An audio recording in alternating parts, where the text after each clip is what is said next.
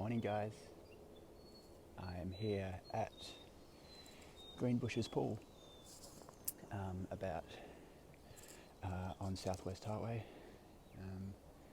You might be able to hear a lithium mine in the background, or might not. You might just be able to hear the lovely birds singing their song. So there's actually a free campground here. You can camp free for 3 nights, which is very nice of the local, Greenbushes, Bridgetown Shire, I think. So yeah, Greenbushes it's the next town along from Ballingup, which is where my folks live. I've got a few friends staying here as well, so packed up camp for the night. I'm going to do a sunrise rant. The sun actually comes up 20 minutes later here than it does in the Esperance region, so I beat the sun. I think I've got about 15 minutes to spare, so I can take you for a walk down to the pool, and then there's a nice nature walk that goes to a dam about 15 minutes or so. We'll see how we go. I don't want to make this one too long. The last one I did, my first proper wholesome, conspiratorial, geopolitical sunrise rant, I might have gone on a bit long. And the last one I actually got, when I finished by talking about the artist formerly known as Kanye's mates, actually got censored by the wind. Bloody nature, eh? Somewhere in headphones this time. Hopefully that makes it a bit better. Right, this is my little setup here. Nice guy next to me. Such a lovely spot here, honestly. One of my favourite places in WA, I think. Alright, so today we can talk about predictions. So people in the geopolitical conspiracy realm, they love predictions, and I love predictions, which is probably why I do this stuff. I love wrong predictions in particular. Hopefully I get a few right at some stage. And when people make their predictions, got a nice little boardwalk. I'm going to take you down first, and then we'll swing past the lake before we get to the walk. When people do predictions, they often do it based on juicy intel that they get from inside sources, which are definitely not 3-letter agencies.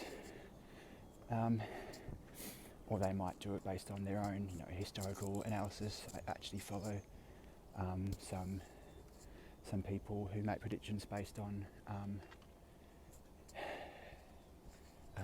sort of mathematical formula. So they think that our reality operates along certain codes or certain timelines, and so you don't actually predict what might happen based on what's already happened. So there's a whole bunch of different ways to make predictions if you're into that game. What I want to do today is to make a prediction based on, I'm going to call this if I was nature.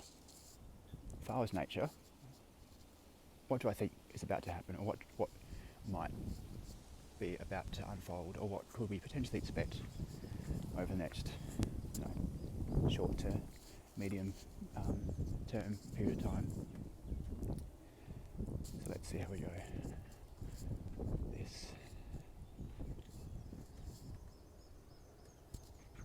See, there's a little jetty across it that you can jump off of, and there's another little car park and barbecue and stuff there. So nature. If I was nature, I would be a bit disappointed with humanity right now.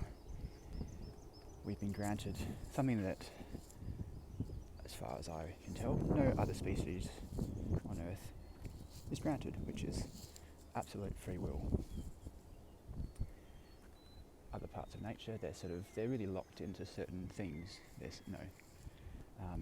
They seem to carry out certain functions that serve a certain purpose. and they don't really, they're not granted a lot of leeway, I guess. We've got some cool little Christmas decorations here. Hello. It's nice. Almost Christmas time. As humans, we can, I think we're almost here just to basically have free reign if we want it. If we want to, you can do it. But there's consequences to using our free will. So if we were going to, for almost 3 years, run a campaign of coercion and manipulation and cajoling to get people to, well, I'm doing with this, don't you? To inject themselves with a certain thing.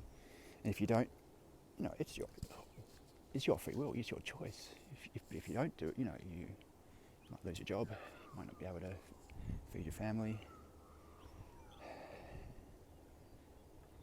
You won't be able to go see your favourite sports team, drink at your favourite pub. If you're going to do that, plus a whole bunch of other pretty blatant infringements on free will, then as far as nature, there will be consequences for that. Of course, it's not just deranged, matriarchal, germ conspiracists, is it? We have, in other parts of the world, we have deranged, patriarchal religionists who they get butthurt offended by the female form due to their own, I don't know, what do you reckon, their own sexual insecurities, maybe, their own need to control, haven't really done their shadow work, maybe, a bit scared of this whole gender thing. I don't know, who knows with these people, but in short, they like to tell mainly females what they can and can't wear, what they can and can't do with themselves. And when people start to rise up against that, they arrest people and they do fake mock trials and they execute them in front of the whole country, in front of the whole world, completely shamelessly and blatantly. Humans, eh? So if I saw this as nature, I'd be starting to wonder if humanity needed a bit of an intervention.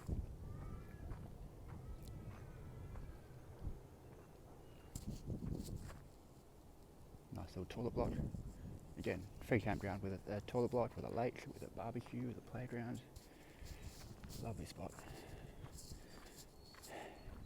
What else?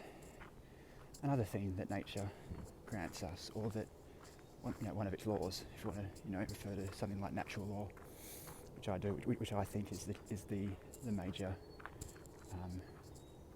moral framework of our reality, of this world. It's this idea of interdependence, that everything is connected. When you agree to come here, you also agree that you'll have an influence on, both positively and negatively, you'll have an influence on the people around you. You can bring them up or you can bring them down, depending on what you choose, what your energy is, the words that you choose, the language that you choose. And so we have this interdependence. This is a little path coming up to here.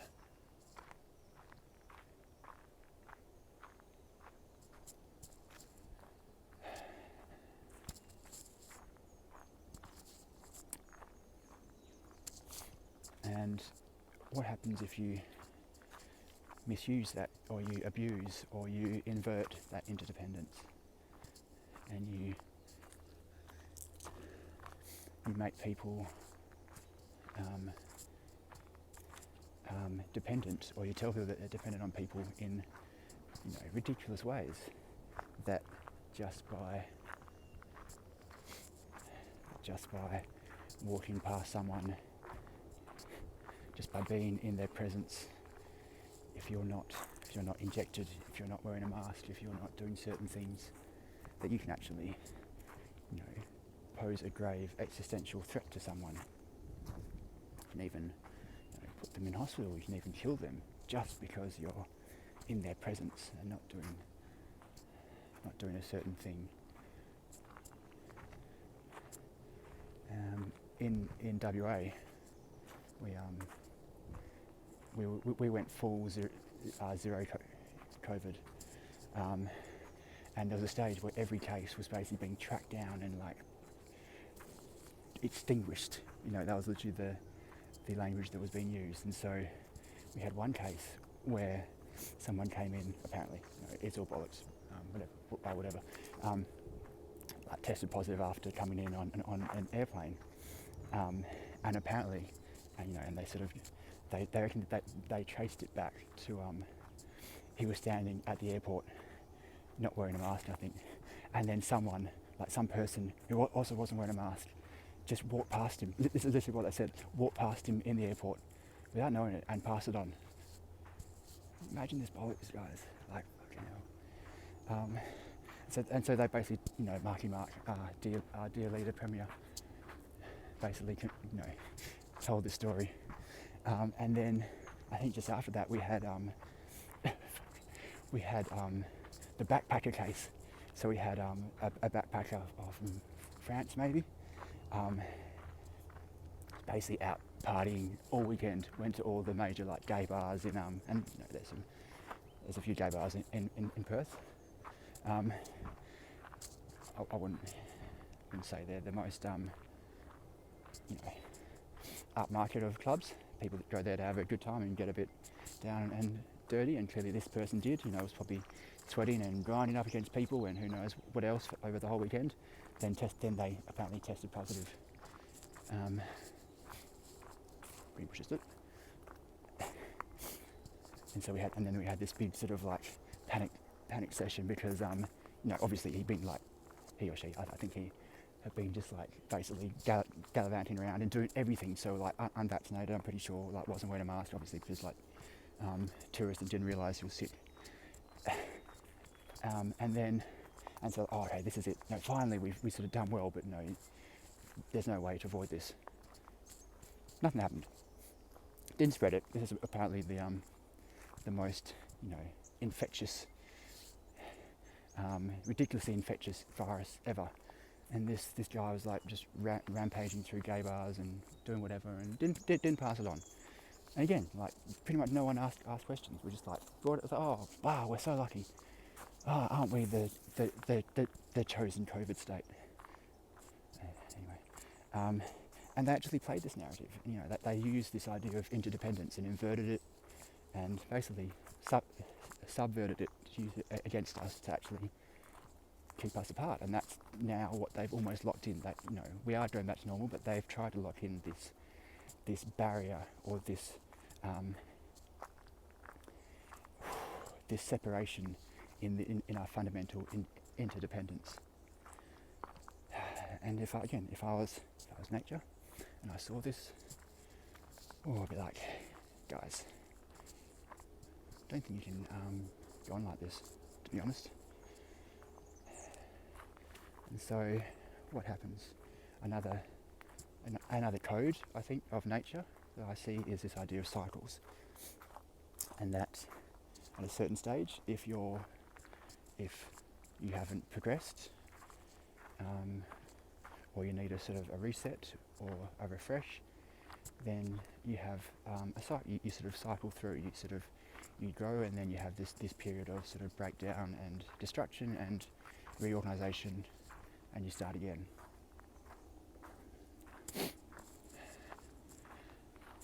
And we don't. I think one of the biggest misinformation about human race is this idea that we progress linearly and progressively and uniformly and gradually, whereas I don't think so. I think if you look at real history, you go up and down and like that.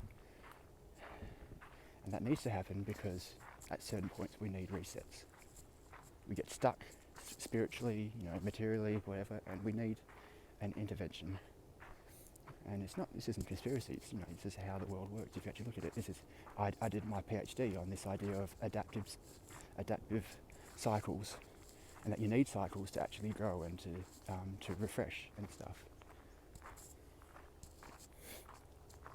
And we can break out of cycles as individuals and as society, and that's actually one of the main reasons, if not the main reason I think we're here, is to break cycles of abuse, cycles of self-harm, cycles of depending on other people and not being our own sort of sovereign individuals. So we can break out of cycles, but it takes a lot of effort and it takes, a high degree of accountability. And I don't think we're there. And so, I think at some point the cycle has to kick in. Once you've sort of held on long enough to this paradigm that you're in, at some point you have to have the crash, have the letdown. Again, if I was nature, I'd be starting to wonder whether we're at about that stage. How long can this continue on until we actually need that forced intervention?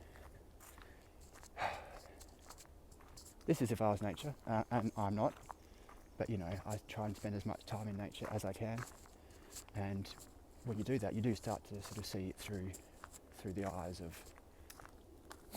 eyes. Now, am I doomsaying? Kinda, but I'm just trying to sort of tell it like it is. And I don't think I'm particularly saying anything new here as well. I think a lot of people intrinsically feel that we might be at this stage. Some people might call it divine intervention, and maybe it is to some extent. If the way that we conceptualize the divine and how that links to nature, if they're the same thing.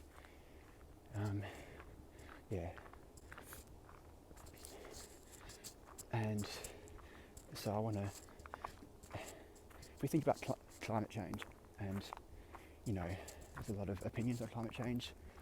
What is the science? What does the data say? What's the role of carbon dioxide? I'm not going to get into that. What I would say is that the fundamentals of the climate change narrative is real, which is that we are out of harmony and out of balance with nature, and that there are consequences of that. And I think that's why the climate change narrative, regardless of of the science behind it, I think is why it resonates with so many people, because so many people have that intrinsic feeling that something isn't right, and that we're out of whack, and the consequences of that is something often pretty dramatic. So yeah, regardless of what your actual opinions are, to just sort of dismiss the whole climate change thing as a hoax or whatever is missing the point, is missing that key fundamental point.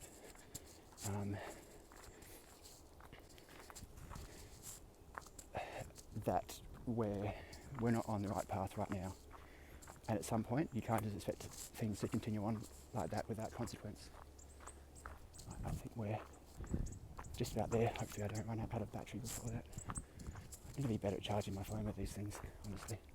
It's hard when you're out sort of at campgrounds and you get like 1 bar reception, and then you try to check your phone and update your telegram to see if Orange Man's been arrested yet.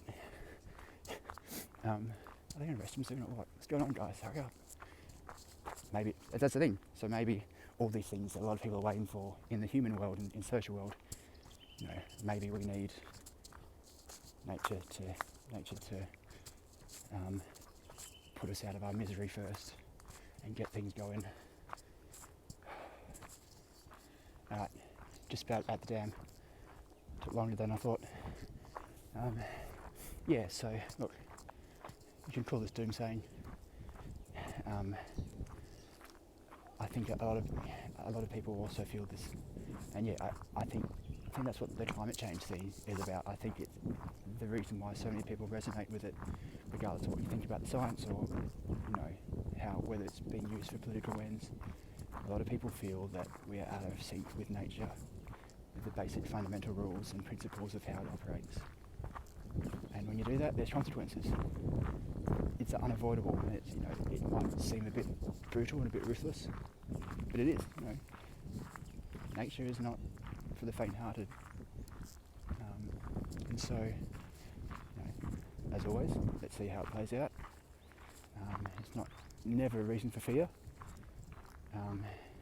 It's never a reason to just pack up and buy a bunch of canned goods and go off in a bunker somewhere. It's just a reason to be aware, be prepared, and to try and embrace the change which is coming. And be ready, because when a cycle ends and a new one begins, the new cycle and how it plays out is dictated by the people who are prepared and who are ready to go and are ready to take advantage of the chaos and the uncertainty that comes when that collapse, in whatever nature it is, happens. Anyway, just went his dam in Greenbushes pool. This has been my second proper wholesome political, geopolitical, conspiracy sunrise rant.